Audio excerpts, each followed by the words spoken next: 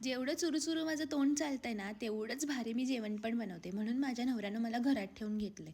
नाहीतर माझी लक्षणं बघितली ना, त्यानं मला कधीच घराबाहेर काढलं असतं. असो, सांगायची गोष्ट अशी, की नवऱ्या मनापर्यंत पोहोचायचा मार्ग म्हणजे पोट आणि मस्त असे चांगले-चांगले पदार्थ करायचे, त्याला खाऊ घालायचे आणि पाहिजे त्या गोष्टी मागायच्या आणि आपली शॉपिंग करून यायची.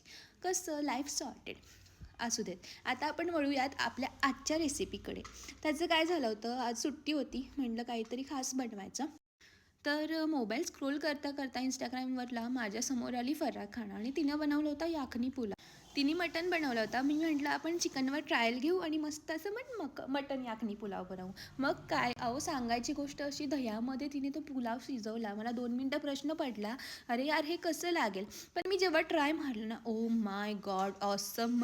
तुम्हाला तुम्हाला पण खरंच जर बिर्याणी करायचा कंटाळा आला असेल ना, एकदा हा नक्की चिकन याखनी पुलाव किंवा मटन याखनी पुलाव ट्राय करून बघा. असला ऑसम लागतो ओ सांगायलाच नको. आणि रेसिपी म्हणायची तर खूप सोपी आहे.